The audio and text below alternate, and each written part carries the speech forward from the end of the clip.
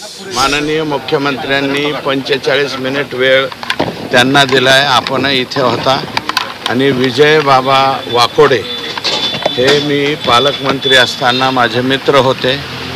दुर्दैवानं त्यांचा जो अंत झालेला आहे, जे परभणीमध्ये वातावरण झालं होतं ते शांत करण्यासाठी जी धावपळ केली गेली, त्या धावपळीमध्ये त्यांचं दुर्दैवानं निधन झालं।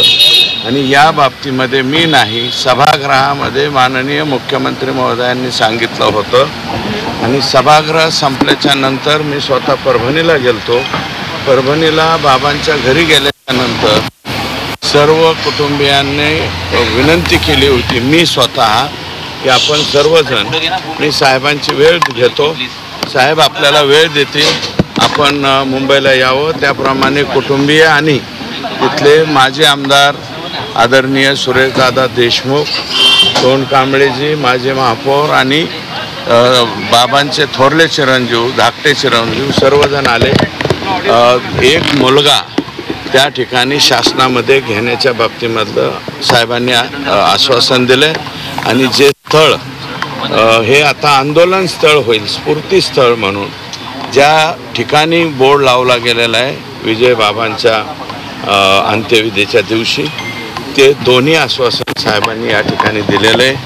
आणि जे मुलांचा काहीही संबंध नाही आंदोलनामध्ये आणि त्यांची नावं FIR मध्ये आलेली आहेत, चार्जशीटमधून जे फक्त ॲक्शन मोडमध्ये आहेत तेवढ्यांच्यावरतीच कारवाई होईल। इतर मुलांच्यावरती जे अनुकंपा धारकास पात्र आहेत, नोकरीस पात्र आहेत, अशा मुलांच्यावरती जे काही गुन्हे दाखल झालेले आहेत, CM साहेबांनी सांगितलं की ते सर्वच्या सर्व चार्जशीटमधून वगळण्यात येतील, हेही आश्वासन दिलं आहे। आणि संतोष देशमुखच्या बाबतीमध्ये एकाही व्यक्तीला सोडलं जाणार नाही, जो कितीही मोठा असो, काहीही असो।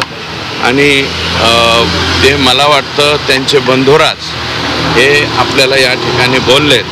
बऱ्याचशा बाबी अशा आहेत की आज तपास यंत्रणा हे असल्यामुळं काही गोष्टी मीडियाच्या पुढं बोलून तपासामध्ये काही अडचणी निर्माण होऊ नयेत अशा प्रकारचं काही मी वक्तव्य या ठिकाणी करणार नाही। धनंजय देशमुख जे बोलले त्याच्याशी मी समर्थन आहे, फक्त याच्यामध्ये इन्व्हॉल्वमेंट ज्यांची येईल ते सगळेच्या सगळे आतमध्ये जातील अशा प्रकारचं आश्वासन माननीय मुख्यमंत्र्यांनी त्यांना दिलंय। धनंजय मुंडेंची राजीनामाची मागणी अजून पकडून धरली आहे का? हे बघा, धनंजय मुंडेंच्या राजीनाम्याची मागणी आम्ही करायला इथं आलेलो नाही। कुटुंबियांचं जे दुःख होतं ते सांगितलं। मूळतः संतोष देशमुख हा भारतीय जनता पार्टीचा 2019च्या निवडणुकीमध्ये प्रीतमताई मुंडे यांचाही बूथ प्रमुख आहे। त्याच वेळेसच्या निवडणुकीमध्ये नमिता मुंदडांचा बूथ प्रमुख आहे। कालच्या लोकसभेमध्ये तो पंकजाताई मुंडे यांचा बूथ प्रमुख आहे आणि आत्ताच्या निवडणुकीमध्ये नमिता मुंदडांचा परत बूथ प्रमुख। आमचा भाजपचा बूथ प्रमुख हरवलेला आहे, आमचा भाजपचा बूथ प्रमुख गेलेला आहे। बूथ रचनेला भारतीय जनता पार्टीमध्ये अनन्यसाधारण महत्त्व आहे। मग त्याच्या पुढं कोणी कोणता आहे, मी नाव कोणाचं घेणार नाही, पण इन्व्हॉल्वमेंट असेल तर त्याला जावं लागेल आणि तेही बिनभाड्याच्या खोलीत जावं लागेल। राजीनामा हे त्या गोष्टी नंतरच्या। देशमुख यांचे बंधू असं म्हटले की या भेटीमध्ये काही पुरावे आम्ही फडणवीसांना दिलेले आहेत, त्याचा अर्थ तपासात हे पुरावे पोलिसांनी घेतले नाहीत का, किंवा 100% पोलिसांनी घेतलेत। काही बाबी ज्या आहेत, मी म्हणतो ना, मीडियाच्या पुढं जाऊन सगळ्याच्या सगळं उघडं करून ते तपासामध्ये अडथळा येईल अशा काही बाबी मी या ठिकाणी सांगणार नाही।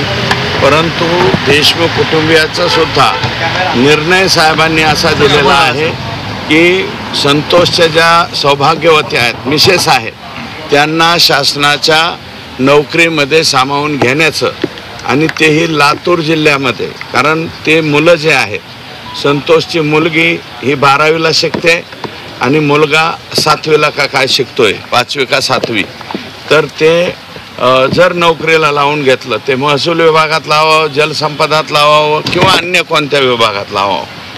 ते फक्त लातूर जिल्ह्यामध्ये त्यांची पोस्टिंग असावी अशा प्रकारचा आम्ही आग्रह धरलेला आहे.